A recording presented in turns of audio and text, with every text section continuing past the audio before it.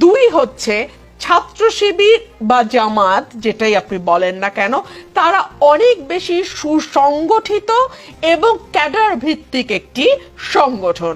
আপনি ছাত্র শিবির বা জামাতে ইসলামের প্রতিটি কর্মী, প্রতিটি নেতা, প্রতিটি সমর্থক, প্রতিটি সাথী, প্রত্যেকে দলের মানে একেবারে ফোরামের বাইরে, একদম four corner of the party যে রুলস এন্ড রেগুলেশনস, তার বাইরে তারা কখনোই যাবে না, কোনো রকমেই তারা ভোট দেবে না। তাদেরকে আপনি কোনো কিছু দিয়েই আপনি তাদের ভোটকে কেটে অন্যদিকে নিতে পারবেন না। তিন হচ্ছে এই যে ওয়েলফেয়ার পলিটিক্সের কথা আমি বলছিলাম, আমি গণমাধ্যমে দেখলাম, এটা তো আমার জানার কথা না, আমি তো জামায়াত বা শিবিরের সঙ্গে যুক্ত নই, তারা বিভিন্ন জায়গায় স্টুডেন্টদেরকে নানানভাবে সহযোগিতা করেছে। ফর এক্সাম্পল ওয়াটার পিউরিফায়ার, প্রতিটি হলে হলে তারা ওয়াটার পিউরিফায়ার দিয়েছে। তারা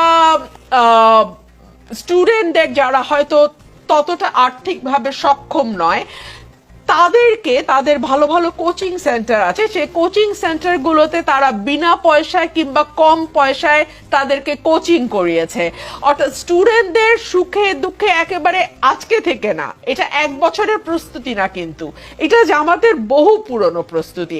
এখন এটা তাদের গুপ্ত রাজনীতির প্রকাশ্য ফসলও বলতে পারেন আপনি, কিংবা তারা যে দীর্ঘদিন ধরে রাজনীতিটাকে ছাত্রছাত্রীদের সঙ্গে একাত্ম হয়ে করতে পেরেছে, এটা তাদের একটা সফলতাও আপনি বলতে পারেন।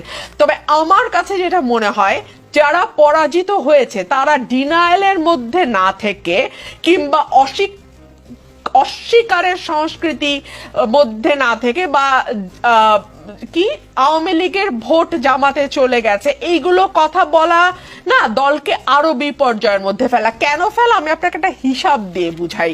ধরুন ডাকসু নির্বাচনে ছাত্র দলের ভিপি প্রার্থী পেয়েছে 5,000 বা 6,000 ভোট, হ্যাঁ, আর শিবিরের প্রার্থী পেয়েছে 14,000 ভোট। এখানে 9,000 ভোটের একটা গ্যাপ আছে। তো তাইলে কি আপনি স্বীকার করছেন যে এই 9,000 ভোট ছাত্রলীগের ভোট? মানে তাহলে আপনি কি বলতে চাইছেন? সো এই ধরনের কথাবার্তা না বলে ঠান্ডা ভাবে দলীয় ফোরামে বসে চিন্তা ভাবনা করে কথা বললে ভালো হয় বলে আমার মনে হয়। ব্যারিস্টার রুমিন ফারহানা।